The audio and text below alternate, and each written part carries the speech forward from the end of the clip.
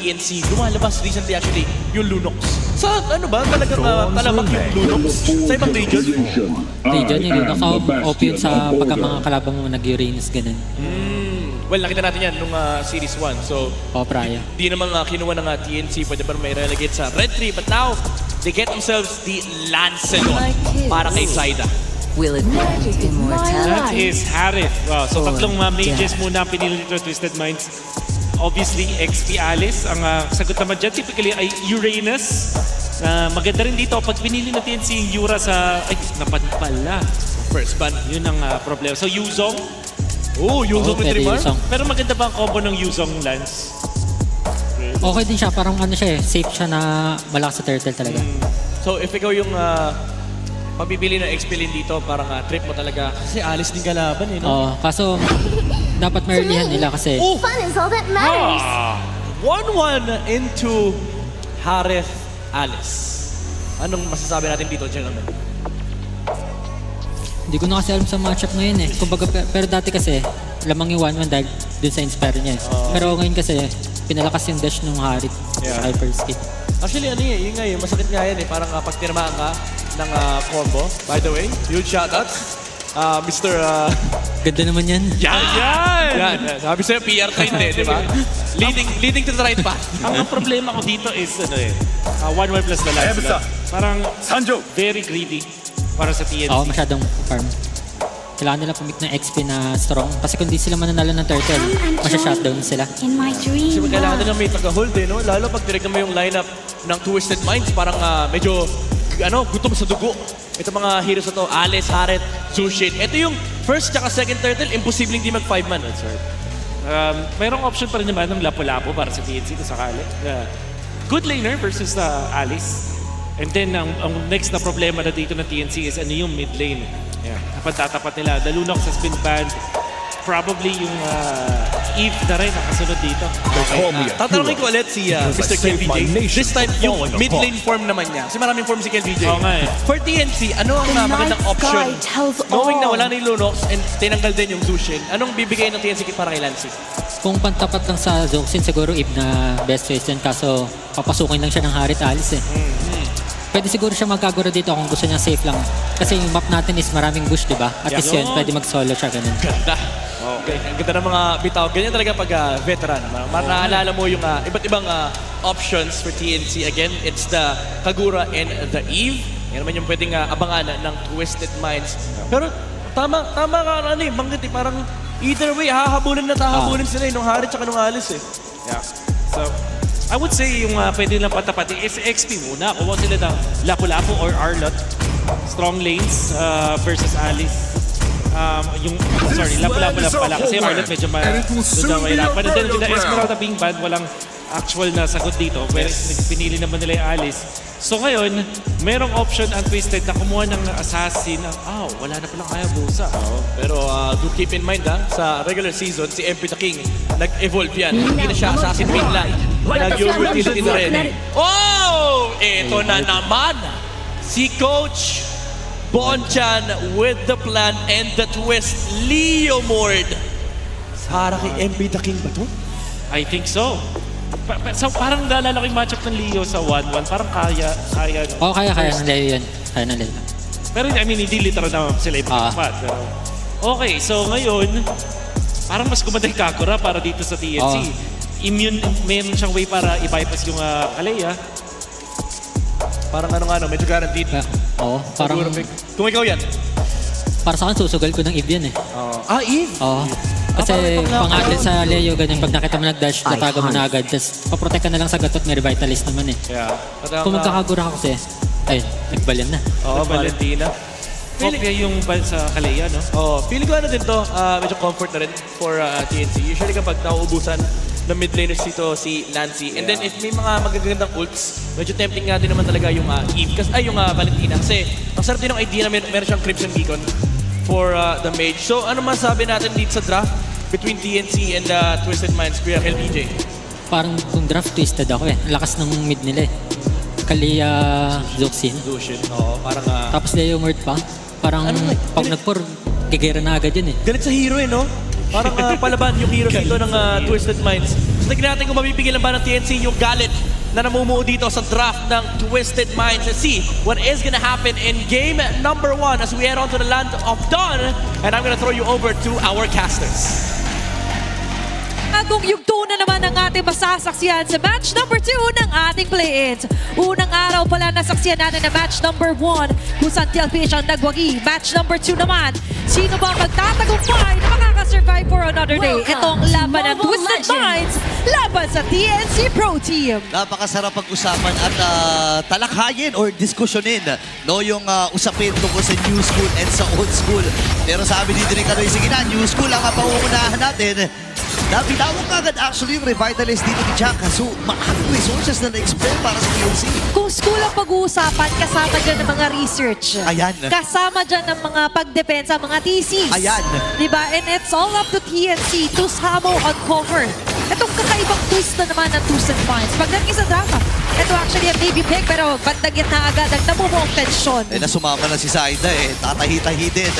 Bibitawan niya muna si Kaloy. Pero si Sean tuloy-tuloy lamang sa kanyang ginagawa. And tama yung sinabi ni KLBJ dito eh. Napakalakas kaya ng duo na yan. Yung mid-roam duo ng Kalea at ng Zushin. Zushin. Napakahirap pigilan yun eh. And actually, I do agree, even kanina para pinapredict rin mag-i-give sana. Shoutout kay KLVJ. Grabe supportan niya from MDL. Nakita ko rin siya ng playoffs namin. Talaga? Ngayon dito rin sa MPL playoffs. At iba talaga yung nagiging perspective nila. And putting into perspective din na nakita naman natin, kakaibang twist. Pero ganun pa rin yung pag-vision. Ganoon pa rin yung mechanics sa susundin ng Twisted Minds. Wait for an initiation. Wait for the perfect timing. For TNC, it's up to them to unravel yung kanina nga binabagay nila. Parang namumuong galit yung draft ng Twisted eh. Ayun nga eh, tino mo, patungo na rin sa itaas dito ang TNC. Habang hindi pa naman level 4 si Lancy rito, hayaan na muna nila. At feeling ko, iipitin ata nila nung tumawid dito sa gitna. Nagpa-level 4 sa itaas si Lancy. Ngayon nakahawakan na rin ng TNC. Okay. Ito unang pagong ng laban. Pasok na si Lanzo. Kaloy ay nakabati din. Si Dreamer naman ngayon ay tinipuwersa lamang si MP na King na mapalayo. At ang TNC nakakuha ng pagong. Ngayon naman nagamit na rin si Barbiel and AOG. Makitilin si Lanzo. Tapos recta purple wapagat dito ang TNC Pro Team. What a great head start. First blood nga, first turtle buff pa. Tapos ngayon, makakakuha pa ng first deny buff laban sa Twisted Minds. Hirap nito. Kailangan pa naman ng isang Leo Mord na makascale no, sa early portions pa lang ng game. Sinasabi kanina ni Midnight na galit sa hero yung lineup dito ng Twisted Minds, specifically itong isang Leo Mord. Pero parang hindi ganun yung naging resulta kasi hinarapan ka agad siya ni Trimar eh. Maraming nagsasabi na ang pinakamahirap is kapag ka-clash na sasalin si Barbiel. Hindi. Mahirap patamain pag nasalo mo na si Barbiel. Katulad kanina, nakuha man after the Phantom Steed yung kabayo mo, pero without you getting an opening, medyo nababaliwala yung kaya niya sanang ibigay na damage palabas dito sa TNC Pro Team. Ngayon, balikan naman natin. Zaida with his Lancelot. For me, kahit before na nakakampi niya si Carl TZ, grabe din yung mechanics ng batang to. Oo nga eh. Naalala ko, 10-man pa nga sila nun eh. Palitan talaga.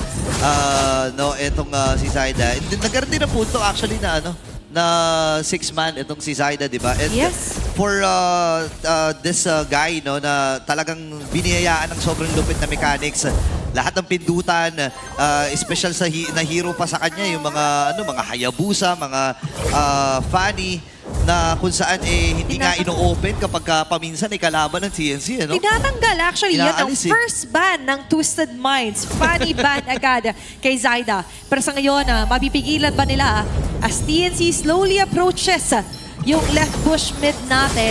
And for Twisted Minds, medyo shaking and baking pa rin ang kanilang mga attempts and intel dito. Oo nga eh, medyo shaking nga rin talaga yung nagiging galaw ng Twisted Minds.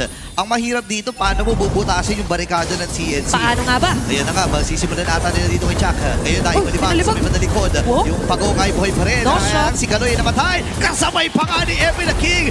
Retribution and retribution para kay Zaida. Sila magwawag-isa pagong. Ngayon ay AOG ay gagamitin din. Napunta si Roshan, nagamit niya yung kanyang Purify. Hahabol pa rin si Zaida sa may manalikod. Oh At my mamamatay si Lanzo sa kamay ng TNC. A very nice control there for TNC Pro Team. Nakita natin yung effort ni Nosha, kaso problema, hindi sila pare-pareho ng tina-target. Mino for Zaida, all he had to do was focus on the turtle, tapos sabay main quest agad. 0-4 already sa kill score natin. Magli-5 minuto pa lamang. Pero mukhang naging unstoppable na agad dito si Zaida. Yun nga eh, isipin mo 2 levels yung gap niya dito kay MP the King. Bihira lang natin na makita na nagiging ganito ang aksyon kapag nakakahawak din ng mga coffee hero dito si MP.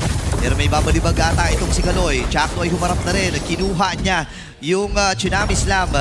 And may additional na kits na ang TNC dito. If ever man na may mahuli dito si Lancy. Available pa actually yung kanyang ultimate dito. Pasok. Papasok na. Inunahan na siya with the Tsunami Slam. At nakabawi din naman ang Twisted. Chakno, nag-aabang lang ng kanyang taunt. Bate pa. Babalibag na naman ito si Trimar, pero matibay talaga itong Lapu-Laps na ito. Pasok na naman. Bumalang. Ang mga miyembro dito ng Twisted Minds. Habang si Benny sasama na, kaya lang si Kaloy ang namatay. Ayan na! Aalis na rin si Lanzo, bibit-bitin si Chak. Bitin ata yung kakayahan din ng Twisted para pigilan ang pagsugod ng TNC. Tatawid si Zaida, nag-aabang ng pagkakataon Bumalik sa ba? purple buff para ang tungo kasi kakauwi lamang ni MP the King at may ideya siya dun. Grabe yung taktika na meron dito sila Zaida, no? And as much as possible nakikita natin, even Chakno as well, nire-reserve niya hanggang sa pinakadulo yung unbreakable fist niya. Hindi niya basta kinocommit yan yung taunt na meron siya. Meaning for Twisted Minds, we do understand na kailangan nila maghanap ng ibang pinto. Nakahanap naman ng babasagin na pinto doon si Nosha. Pero problema, masyado na silang nabubuli sa linya, Burrito. Yun nga eh, tinan mo naman sobrang tapang ng CNC Pro Team. Pero gusto ko yung ginagawa ni Sean, talagang chine-check niya lahat ng mga process na pwedeng pagtaguan ni Chaka. Napakahirap din kaya yung pagka natod ka bigla, tapos may kasunod na threat mula dito kay Lancy. Actually, hawak niya yung Tsunami Slam. So any moment, sa tagpong ito, pwede silang sumet up. Okay, may mahahanap pa sila Trimar and Chakno. Pero mukhang si Kaloy ang mangunguna. Ayun ang Tsunami Slam, tinawag na Phantom Steed, tawag dito ni MP. Lanzo! Sa pagong! At si Zaida muli for the third time ang magwawagi habang si Benny nakuha na ng kill. AOG wala tinamaan. Pasok naman si Lancy. Notion, Meron pa siya dito patay! Tsunami Slam! At kinamaan si Notion ng lintik. TNC Pro Team, tuloy-tuloy ang paglipad. What a way to rise from the ashes. Their opening game dito sa ating playoff day number 1. Everything on the line. Mapapatay pa siya! May recall pa na pinakita dito si Zaida. Ladies and gentlemen, napakalinis na laruan mula sa TNC Pro Team. For Twisted Minds, the problem still persists. Yung mga simptomas ay lumalabas na Burrito. At kailangan nilang unahan ito ng Lunas. Lunas dyan, of course, is to actually get the perfect setup here for Kaloy. Kadalasan ng mga nakikita niya ay yung mga may kakunatan, may mga pantakas, most especially dito na humaharap lagi si Chak na Trimar. Wala silang pake kahit sila yung balibagin mo. As long as makomit nila yung ultimate sila, then Zaida and even Lancy will go for the free hit. Benny Cutie nga, nung kabilang banda parang, kailangan pa ba ako? Ay, hindi na. Sige, uwi na ako. Oo, bumalik na kaagad dun sa lane niya, no? And maganda yung sinasabi mo dito, pagka nila hinugot mo kasi si Trimar, parang libreng flicker pa yun sa kanya, no? Hindi na siya mag-e-effort pa na lumapit. Kasi nga naman, dadali mo na siya dun sa, sa box na niluluto dito ng Twisted.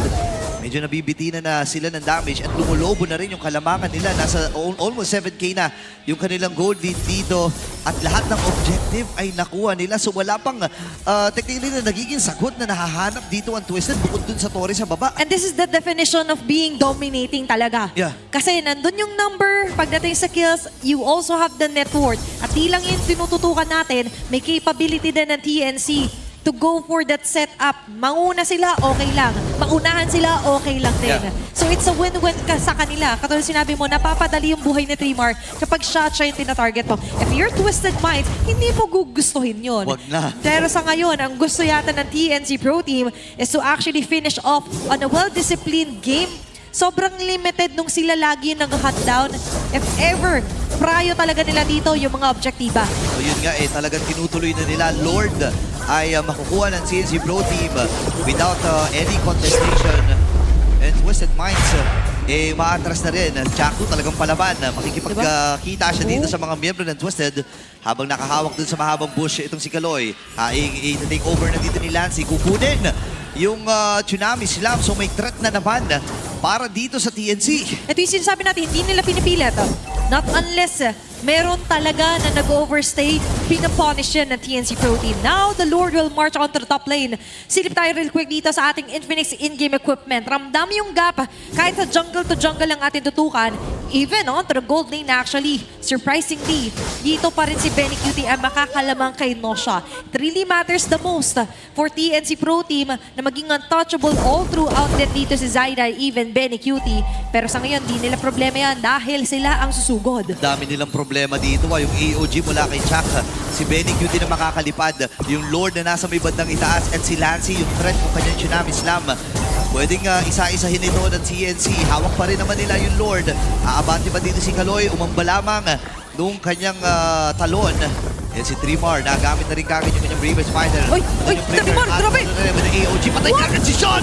Naku po, hindi man lang nakapag-react dito. Grabe si Chakno! Mamamatay na rin si Lansu. Same with Chakno. Ngayon ay lilinis na ang TNC Pro Team. Isusunod nila yung top lane. Grabe no, kahit sino-sino na lang ito. Ang humarap, bibigyan talaga dito nila Lancy. Nakabante ang apat na whole team! Mukhang mauunahan pa ata dito si Kaloy! Kasi napindot yung Purify at ang old school ang magwawagi sa Game 1!